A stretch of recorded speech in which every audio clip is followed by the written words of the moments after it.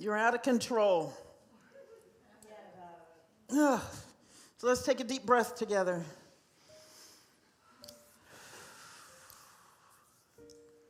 Breathe and relax. Deep breaths, deep breaths.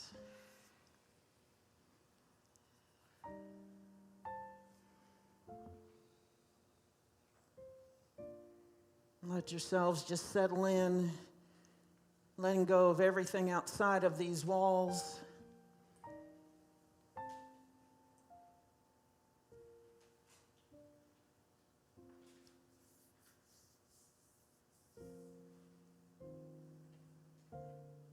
And just let yourself relax and settle in, letting the chair support you.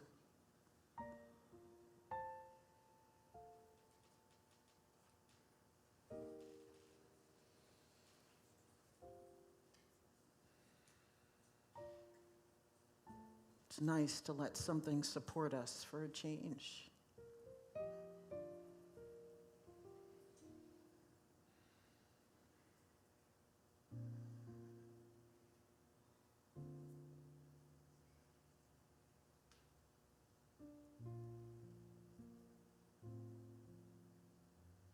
And in your mind's eye, take off all those hats you wear throughout the week. Business owner, employee, volunteer, mother, father, grandfather, grandmother, aunt, uncle, daughter, son.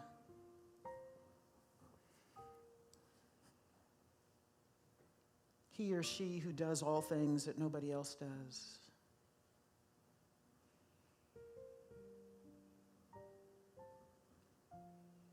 Perhaps you're a control freak. Take that hat off too.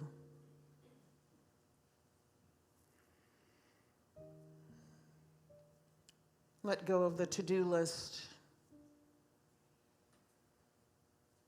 Thoughts of this coming week.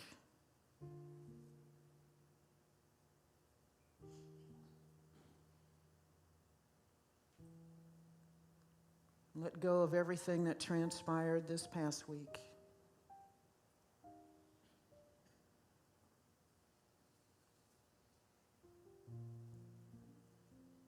Let go of whatever transpired in the past months, the last year or so, all those decades leading up to now. Let go of it all.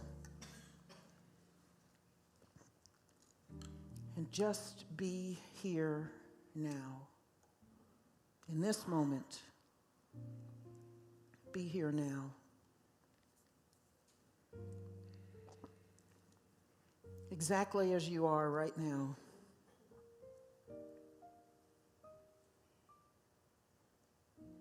No matter how you may have judged yourself this morning, just be here now fully as that. Knowing that in this community you are fully loved and accepted just as you are.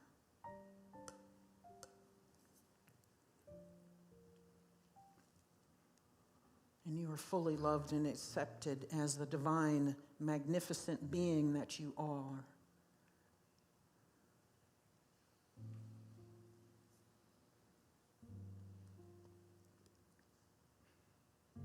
Just be here now.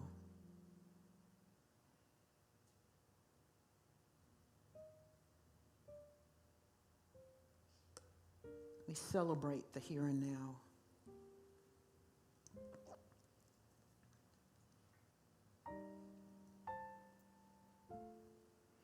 We celebrate the present.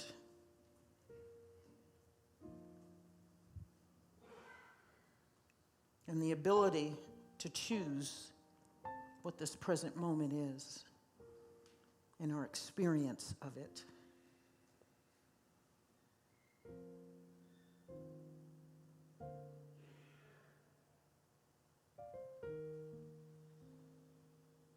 We give thanks for the power and might, not that we have, but that we are. We give thanks for the love and light. Not that we have, but that we are.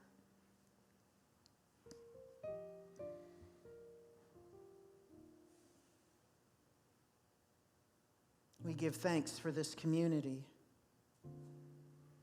for all the beloved souls that make it the magical, loving, supportive, dynamic, magnificent place that it is, and that opens its arms to us every single day.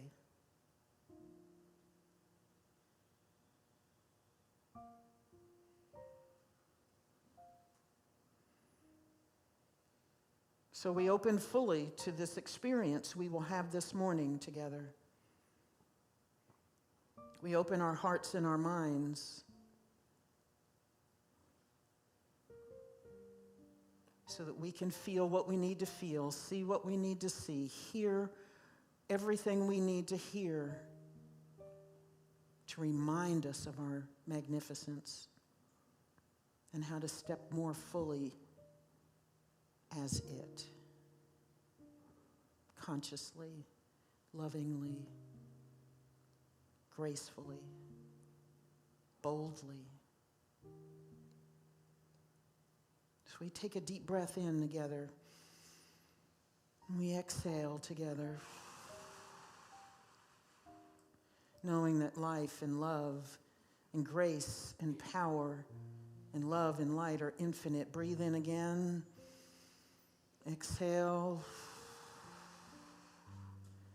One more time. And from this blessed space, we now sing our centering songs. This one's entitled, No Incurable Disease.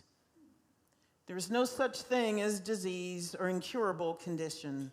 These activities, weaknesses, or abnormalities to which the medical profession gives name are but the efforts of the God-given inner intelligence to deal with conditions that the individual has produced by his failure to understand the truth and to recognize himself as a perfect child of God and to live by the divine law of life.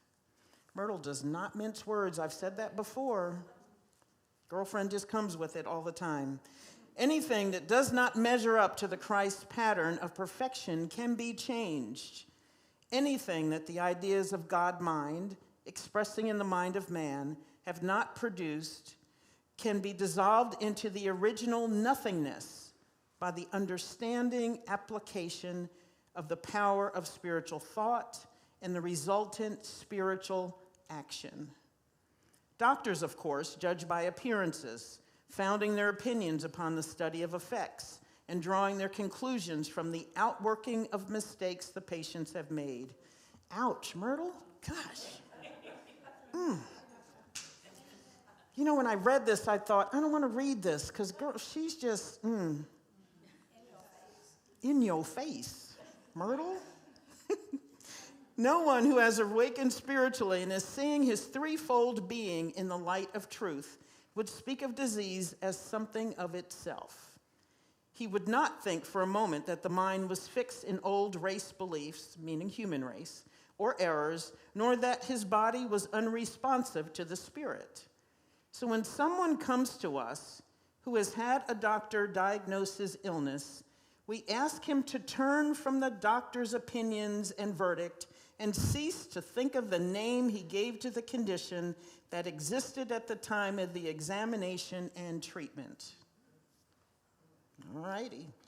We ask him to cast out the assumption that this condition would not be changed and done away with, just as one would refuse to hold on to and to think of some unworthy and untrue thing that he might have heard spoken as he walked down the street.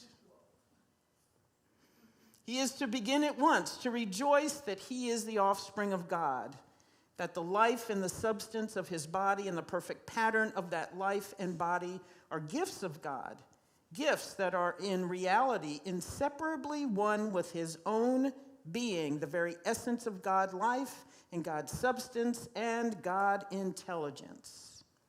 It is God's plan, you know, to have the creation picture forth, express his ideas, qualities, and being It is our purpose in being here to become conscious of and to express in our lives the true pattern and qualities of our Father, Mother, God. I know. All right, Myrtle. Good morning, Unity Saxe. Today's second inspirational moment is from Myrtle again. Page 78 to 79, health. And I didn't put my glasses on, so let's see here. Paul said, "Be transformed by the renewal of your mind." Romans chapter 12, verse 2. In renewing the mind and bringing it into accord with divine mind, in which we all have individual consciousness, one needs to understand the character of the one mind and the truth of being as the Creator has established it. Then it is well to understand where one has been making mistakes, judging by appearances, accepting illusions, working contrary to principle, using the faculties in ways not intended by the Creator. These mistakes and misuses of one's God-given faculties are what we term the causes of human inharmonies. The change of causes also changes the effects. When the individual keeps his mind in tune with God-mind, he knows constant harmony, order, success, and health.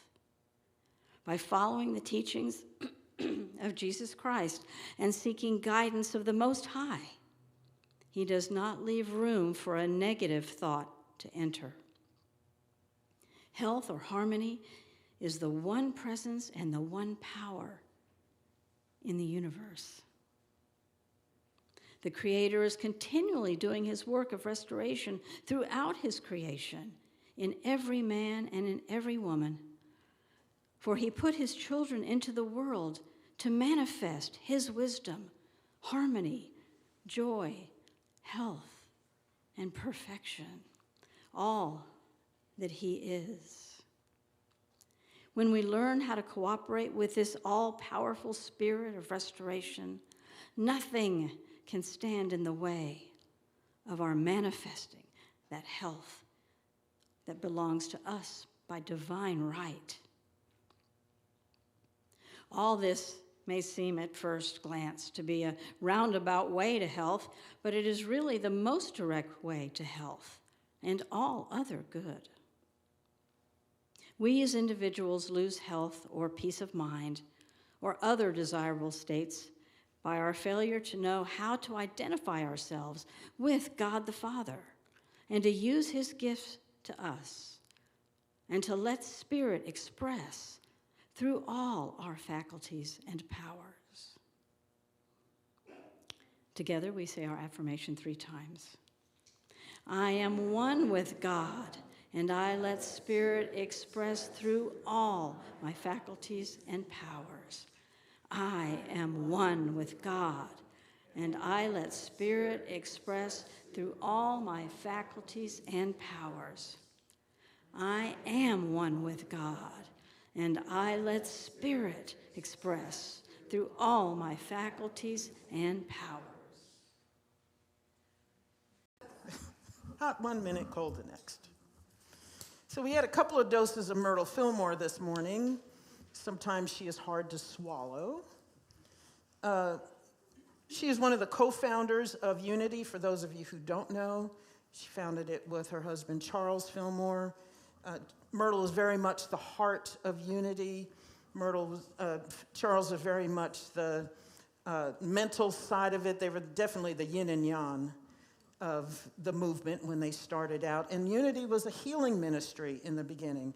So Myrtle is not speaking from a place of, oh, this is what you should do because this is what I think you should do. Girlfriend's speaking from experience.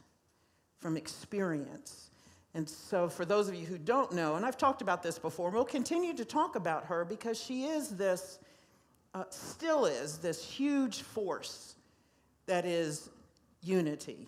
So she grew up a sickly child and wasn't allowed to go outside and run and play and do all those kinds of things. She had tuberculosis, which in her day and time was often a death sentence, and she cured herself of tuberculosis. She was at a talk one day and she heard somebody say that you are a child of God and cannot inherit sickness. And she took that to heart and ran with it because she didn't want to be sick anymore.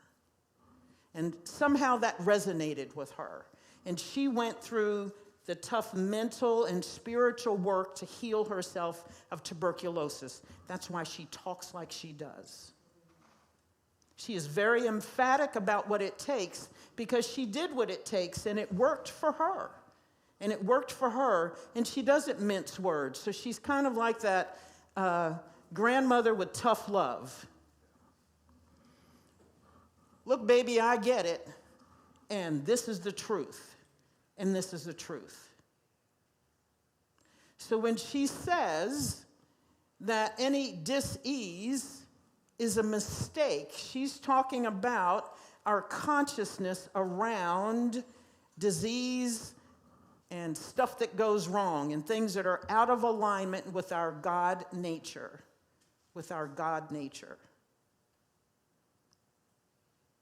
And so any disease, anything, even lack, even thinking you're poor, even thinking you're not worthy of love is a mistake in consciousness. A mistake in consciousness. Because it has nothing to do with your true nature. And what she is about always is your true nature. And live from that and deal with everything with that. Your true nature. Nothing else matters but your true nature. And she's emphatic about that. So this reading, actually, what did I do with that book? She didn't write any books. She wrote letters. People wrote letters to her asking for prayer, and she wrote them back. And that was one of the letters she wrote to somebody. Imagine getting that in the mail. Waiting for some cushy, feel-good prayer. And girlfriend said, I'm sorry, you got a mistake in your consciousness. That's right. Heal yourself. So let's go back to these three things she says. And so this doesn't have to be about a diagnosis of an illness. Like I said, it can be about lack, about not having enough love, about being in the wrong relationship, or whatever. We are where we are because we need to learn something. What? I digress. So here are the three things she says when you get a diagnosis or you have a diagnosis. And I looked up the word diagnosis. A diagnosis is just a discernment. It's a discernment. So when your doctor is getting a diagnosis, he's discerning something based upon a medical test, him looking at you, his history of you, whatever it is, and he's discerning something, and then he says, okay, you got X. And Myrtle is saying, no, I don't have X. You say I have X. I say I have God. And then she says, number one, turn from the doctor's opinions or yours. So if you have judged yourself as unloved, poor, fat, skinny, unhealthy, whatever it is, evil, whatever your diagnosis is, turn from that opinion and verdict and cease to think of the name given to the condition that existed at the time of the examination and treatment. Leave it alone. Leave it alone. Stop naming it. Stop talking about it. Because as soon as you name it and talk about it, it's here. It's sticking with you, and you carry it with you through your day, and you're living from that other than, and not your God essence, not your true essence. So stop saying you're old. Stop saying you're getting up and everything hurts.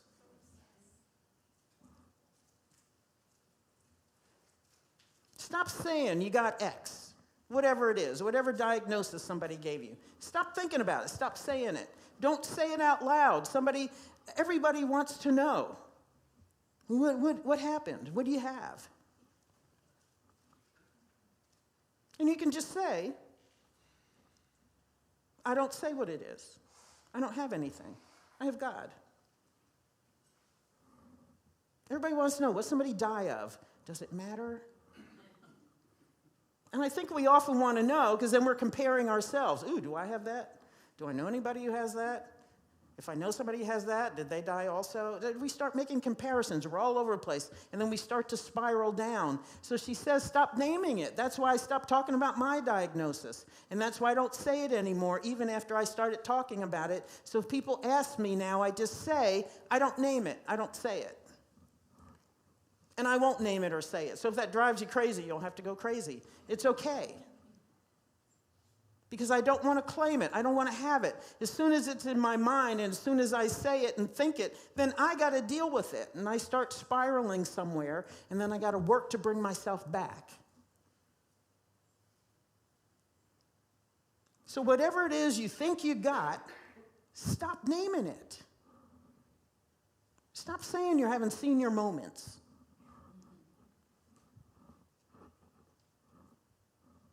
And it doesn't matter what the appearances are. That's what she's saying. It doesn't matter. She said, turn from the doctor's opinions and verdict and cease to think of the name he gave to the condition that existed at the time of examination and treatment. It doesn't matter that your bank account doesn't have a lot of money. Stop calling yourself poor. You are not poor. You're an infinitely powerful spiritual being, and source is your supply. You are not poor. Your bank account just doesn't know it yet. And you have to work here and here to change that. And you have to know that that is not permanent. So that's number 2. Cast out the assumption that this condition would not be changed and done away with, just as one would refuse to hold on to and think of some unworthy and untrue thing that he might have heard spoken of as he walked down the street. So she said, whatever your condition is, consider it something that somebody said that makes no difference, and you just said, oh, that's crazy. So no matter what it is you have, or you think you have, it's impermanent. You can change it. It can be changed through relentless mental and spiritual work. It's impermanent. So even if you're sitting there going through whatever it is you need to go through, and we do need to go through whatever it is we need to go through, whether it's grief, sorrow, anger, frustration, whatever it is you're feeling about your current situation, begin to think about it as impermanent. Yeah, it's here now, but it ain't staying. Here now, but you're not staying. Talk to it. You're here now, but you're not staying. I might have $36 in the bank, but that's not the end. I'm now affirming $3,600 in the bank. Whatever it is that you need to say to yourself, start knowing that whatever the condition is that you think you got is impermanent. If you don't believe me, believe Myrtle. This is number 3. He is to begin at once, to rejoice that he is the offspring of God, that the life and the substance of his body and the perfect pattern of that life and body are gifts of God. Gifts that are in reality inseparably one with his, capital H, meaning God, own being, and the very essence of God life and God's substance and God intelligence. Begin at once to rejoice. So you got the thing, you don't name it, you say, okay, you don't get to stay, you are impermanent, and then you start rejoicing that it's gone. Do your happy dance.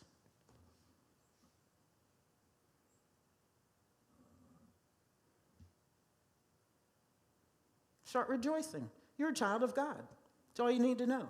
That's all you got. It's everything. And whenever you go back to fear, go back to steps 1, 2, and 3. 1, 2, and 3. You're laying in bed at night, or it's in the middle of the day, or get up first thing in the morning, and you're trying to get out of bed, and you're like, oh, God, everything hurts. What happened to my back? I was just sleeping. How could I injure my back in the middle of the night? I don't know. So you're already bemoaning life. Can't get up, don't want to get up, because everything hurts, and you're shuffling towards the kitchen to get some coffee, because I can't wake up without coffee. When you're there, stop, and stop moaning about your situation. Remember, situation is the stuff that's not real. Those are the illusions. That's what I call them. You got a situation, you're shuffling to the kitchen. Oh, God. Doing this again, back hurts. Can't see, can't breathe. I'm old, got to start this day again. Don't feel like my car's not running right. Well, we start what? With the moaning early in the morning. Stop it. Stop it. At least stop saying it out loud. That could be step number 1. You may not be able to get out of your consciousness, but stop saying it out loud. And then you can work on the interior stuff. Stop naming all your ills and stuff you got going on, you think you got going on. And then if you want change, then start saying, all of this is impermanent. All of this is impermanent. All of it.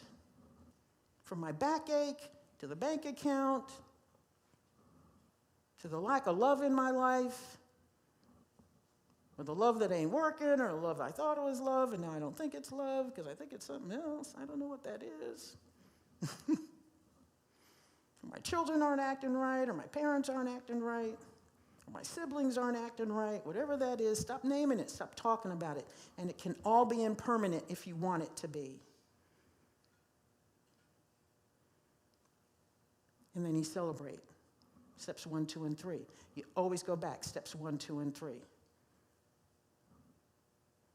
Something's not working, step 1, 2, and 3. Don't name it, it's impermanent, and then rejoice. It's simple. And Myrtle just says, that's it. That's it, baby, that's all I got. That's what it is, that's the work. Because you are God. You are this force, this divine force. And you get to choose. So you can stay in the situation if you want, and you can continue with the complaining and moaning. I was going to say something else. Oops. Stop that. That's right. Because you were thinking it too. Stop with the complaining and moaning and start celebrating who you are. And so the work is knowing who you are. The work is always knowing who you are. No matter what problem you think you have, the work is always, who do you think you are?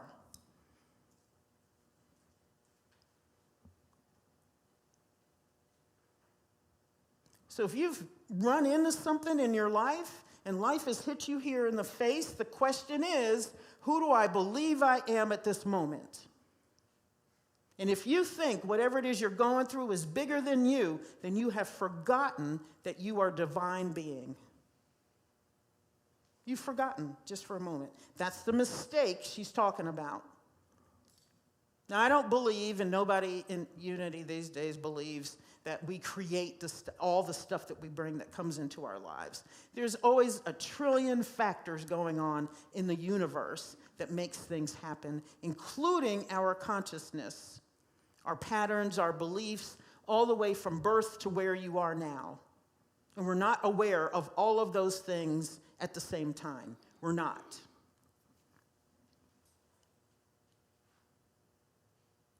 But Myrtle says, no matter what happens, no matter where you are, we got those 3 things, and that's your power. Those are your tools.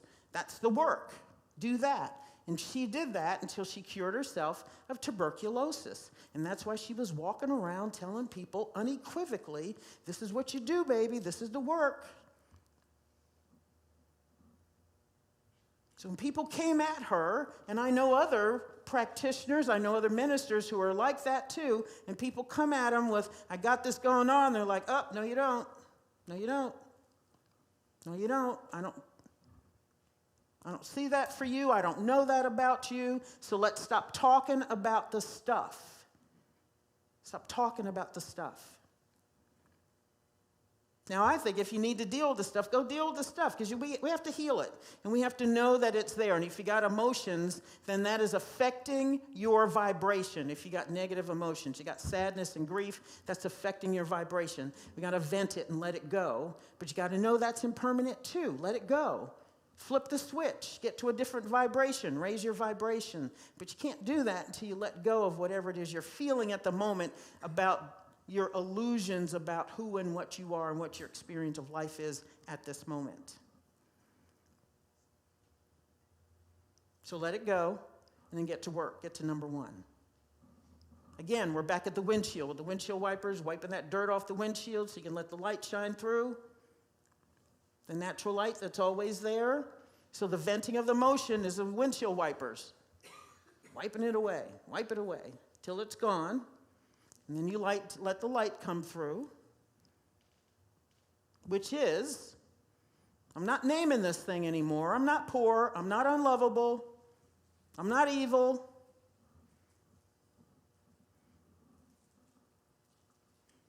I'm not my diagnosis.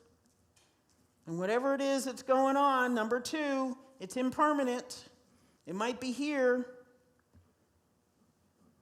but I'm getting ready to fix it so that you're gone. Forthwith. I love that word. Forthwith. In an instant. Getting you out of here. I told you about that moment when I knew that my body had healed, and so every once in a blue moon, when the words that are my diagnosis kind of floats into my head, or either I hear it or I read it somewhere, or I'm watching something on TV, or whatever it is, those words come back, and I immediately say, I'm sorry, I got a container now, and there's no room for you. Go do what you do somewhere else. Not here. Not anymore. Not anymore. Not doing that.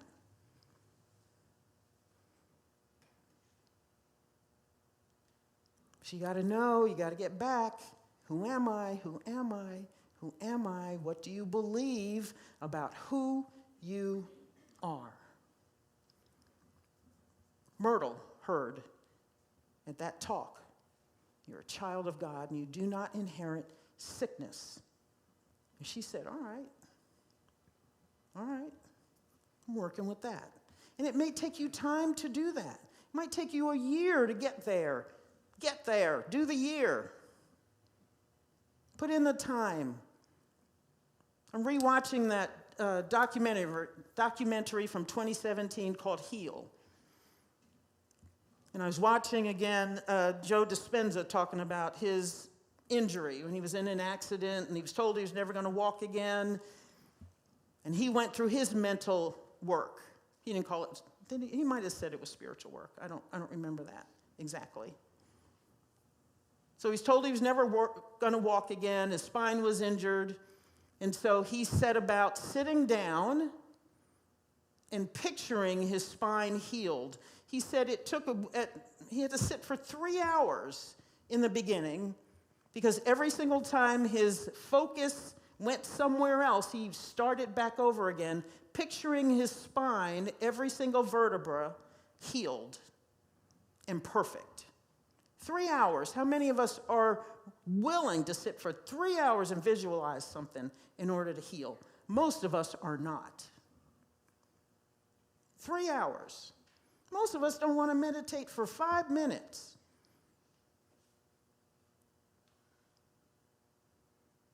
Three hours he sat. And he said it took him weeks to do that. He had to train his mind to do that, to sit and to picture, to stay focused, to have those blinders on. All he saw was his healed spine. And as soon as he saw it, it was like a light went on. That's what he said. It was like he knew that moment, that instant when that worked. And he said within weeks he was walking. In another couple of weeks, he was out physically training again. He was on his bicycle again. And they said he would never walk. And that's when he said, and this is back in the 80s, he was going to dedicate his life to finding out more and teaching about the mind-body connection. That's what Myrtle was talking about back then.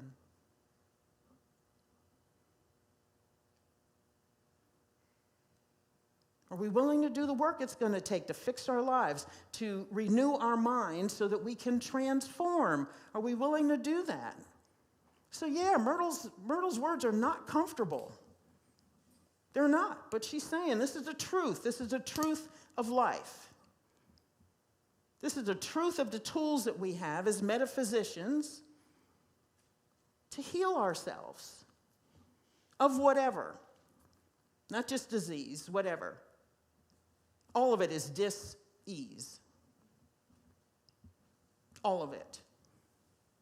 Whatever is out of alignment with God and perfection and wholeness and health and abundance and unconditional love, all of it, all of it, all of it. If it's out of alignment with that, it is dis-ease. And Myrtle's saying, you got 3 steps, just 3 simple steps. Simple but not easy. And get to work. Get to work, people. Get to work. You got this. You already have it. It's already here within you. Closer than your fingertips. You are that energy. You are that power. You are that might. You are that same force that created the heavens and the earth. There is nothing in this physical existence that is greater than you and your power and greater than God. There simply is nothing, but you got to know that. You got to know it. And not just rationally. You got to know it here. Like I said, you got to know it in your heart. You got to know it in every single cell of your body. You got to know it. People who know it are people who have spontaneous remissions. Louise Hay, founder of Hay House, the publishing company. Spontaneous remission. She knew the truth of her beingness. And got a diagnosis, and she said, nope, the only diagnosis I have is God. That's how I discern me and my life.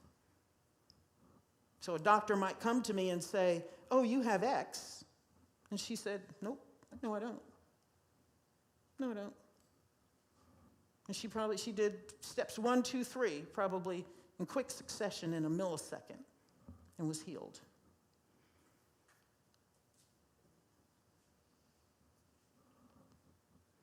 What do you believe about yourself? And are you willing to do the work to change your belief about yourself so that you can do that in an instant with whatever it is you got going on? Are you willing to do the work? Are you willing to put in the time? Some of us are still not meditating every single day. What else you got to do that's better? That's what I'm asking. What else you got to do that's better? More important than to step fully into your power and live from that. Trust me, I'm talking to myself at the same time. Trust me. I got to put in some time like Joe Dispenza put in some time.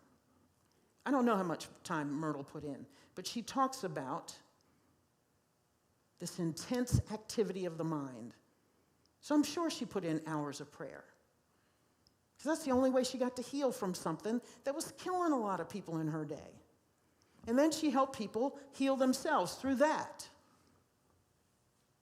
She did like Jesus did. Don't come to me with your stuff and expect me to do the work. It's your faith that does it. It's your power that does it. It's you that does it. I'm just the way shower. I'm just telling you. All you got to say, all you got to know, all you got to believe is I and the Father are one. And then you heal yourself. You heal yourself. Not about me. I'm just the way shower. I'm just telling you. Here's the word. Myrtle. It's not me healing you. You're the one doing the work.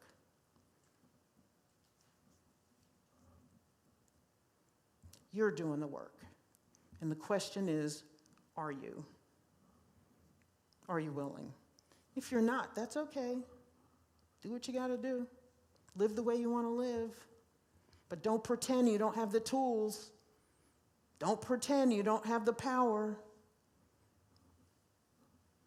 It's okay to do there, but make your peace with it and stay there and be okay. Be okay with it. Live with it. It's okay to do that. We all get to choose our experience of life. What are you choosing now? In this instant, at this date and time, in this present moment, what are you choosing? And if you don't like it, don't complain and moan. Change it. Change it. Be willing to do the work. Steps 1, 2, 3. So steps 1, 2, 3. Number 1, stop naming it. Stop talking about it. Stop saying it out loud. That's first step. That's 1A. Stop saying it out loud. And then after that, start working on your consciousness. Get in prayer and meditation. Get in meditation. If you don't know how to stop it, ask. Again, I'm always telling you, ask and you shall receive. Ask, how do I stop this? How do I break the patterns? And let Spirit tell you. And then do that. Number 2, say it's impermanent. Got $36 in the bank today. It ain't going to be like this next week. I'm changing it. It's all impermanent. Talk to your bank account. I don't know, go online, look at your bank account and talk to it. I'm sorry, last day we're doing this. And then open your arms up to the infinite supply that is you, that is the universe, that is God, that's the quantum field. Infinite possibilities every single moment. And know that it's impermanent. You can change it. You can change it. It can be changed by the renewing of your mind. Your work, again, your work. And number 3 is a happy dance. Rejoice, rejoice, rejoice. It's changing. It's over. I ain't poor, I ain't this, I'm not doing this no more, whatever it is. Do your dance. I got love, I got love. Ooh, Lordy, I got love. Bringing some love in here. Yeah. I told my doctor the other day, I really like you. How about if we have lunch? Because I don't want to see you again. I would like to just come in yearly for my exams and go home, and you say everything is great. So how about if we have lunch? Because, I do like you, but I'm sick and tired of seeing you in your office. Truly. Yeah. The oncologist I see, I used to always say my oncologist. I'm working on breaking that pattern because he's not mine. And I'm looking to fire him really soon, not have to see him again. He wants to see me, let's have lunch. But other than that, I don't need to be in your office. Yeah, he keeps saying, this is a marathon and we're going to have a very long relationship. And every time he says it, I think, no, we're not. I'm working on not having to see you ever again very soon. And we can get together some other time, have lunch, go to a movie, I don't care. Your family, visit my family, whatever. But not in your office, not because I got something you got to work on. Yes. And I can feel it every time he says it. I'm like, oh, God. And I said the next time he says it, I'm going to say it out loud. I know you think it's a marathon. I'm working on firing you very soon. Yes. You have the tools, you have the power. Only if you know yourself as that. Only if you know. Only if you know. So what are you willing to know about yourself? That's the ultimate question. That's your homework for the week. That's your homework forever. What do you know about yourself? What do you believe about yourself? Are you an infinitely powerful divine being or not? And are you willing to do the work? Steps 1, 2, 3.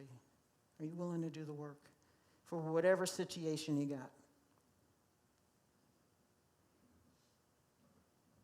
Start saying out loud what you truly are, which is magnificence. Magnificence, purely and simply. That's what you are. Let's take this in meditation.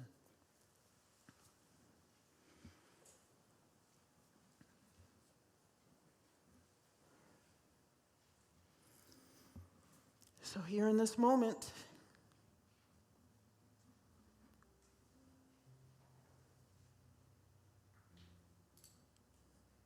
in your heart of hearts, I want you to say to yourself, I am magnificence. I am divine magnificence.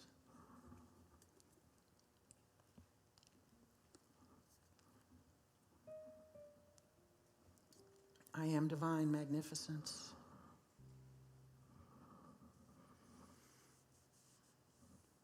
I am divine magnificence.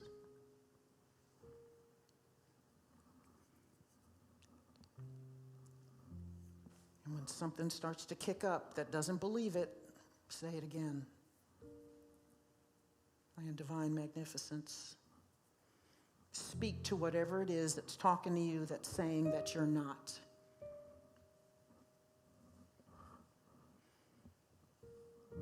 Might be a part of yourself. It might be somebody in your life who told you something that isn't true about the state of your beingness.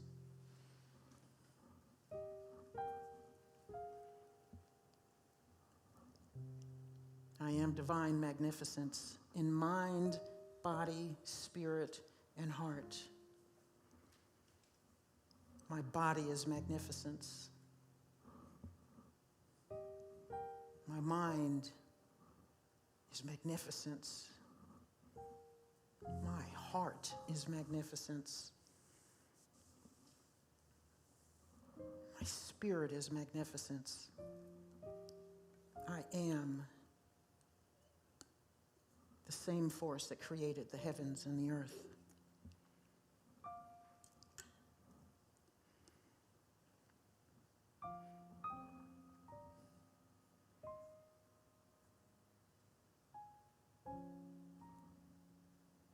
I'm a child of God, and I do not inherit sickness.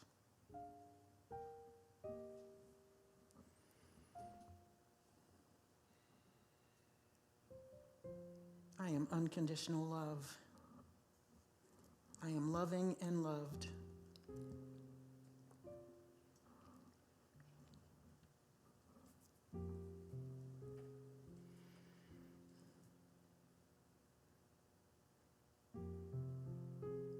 Every single cell of my body is 100% God's space, God's substance,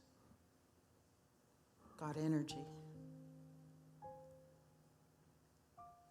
My mind is sharp. My vision is keen. My body is strong.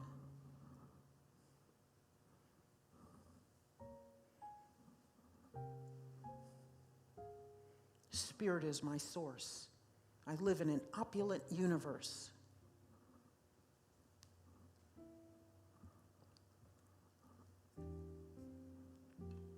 All of my needs and desires are taken care of before I even ask.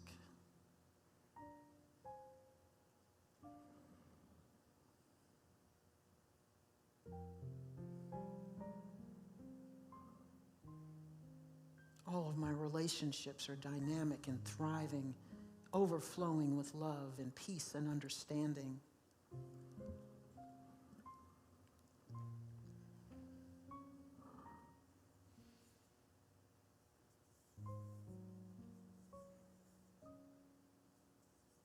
My life is peaceful.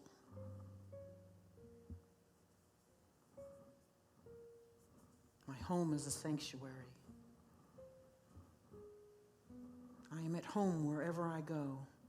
I am welcomed wherever I go.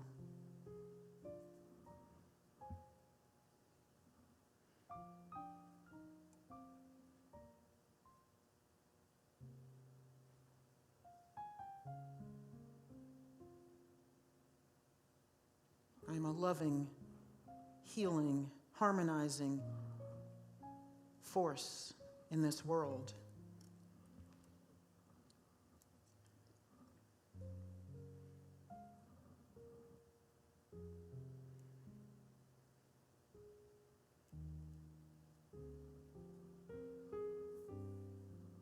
I raise the vibration of the planet with my own energy,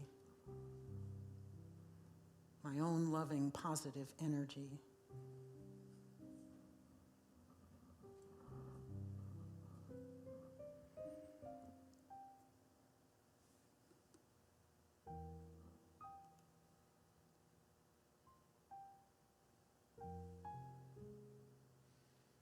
My body is strong and peaceful.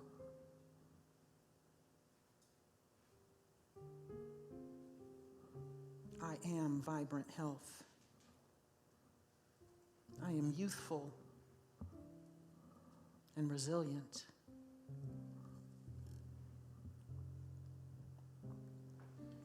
I am light and love.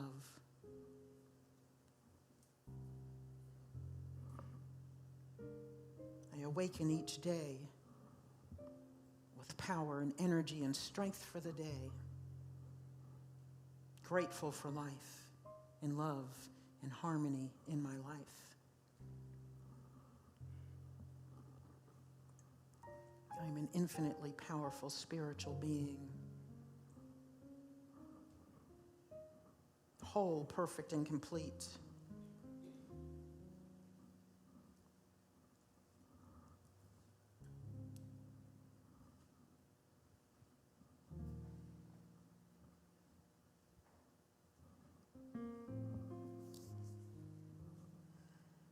I am love. I am love.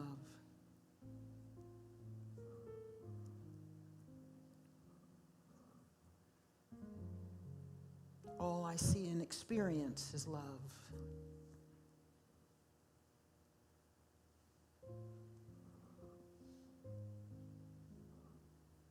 When I watch the news, I see and affirm only love, only harmony and unity, for that is the natural order of life.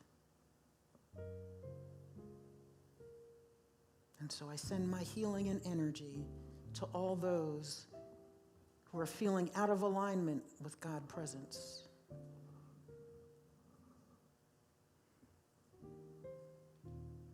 Let's breathe in. Exhale.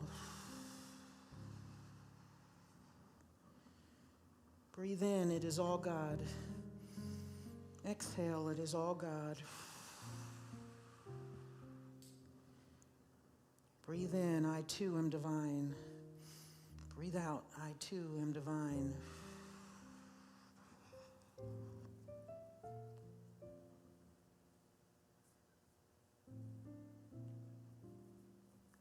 Let's just have a minute or two of silence so that you may listen to your heart.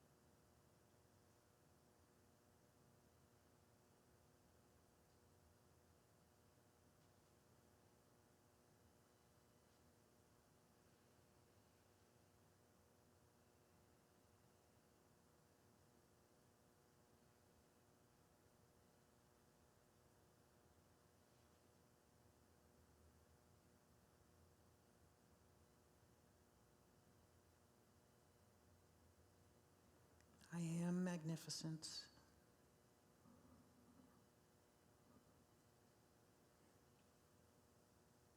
I am magnificence.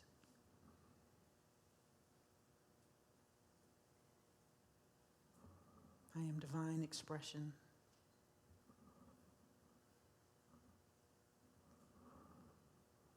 I am healthy and strong. I am wise. I am beautiful. I am love and light.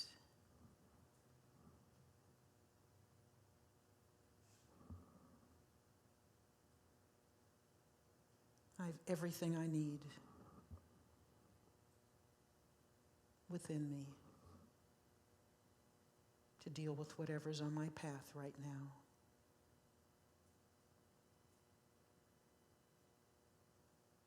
And every day I use my tools to create the life of my dreams.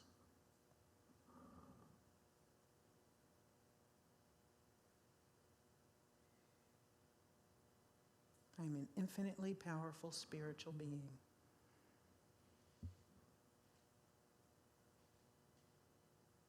So it is, and so it shall be. Amen.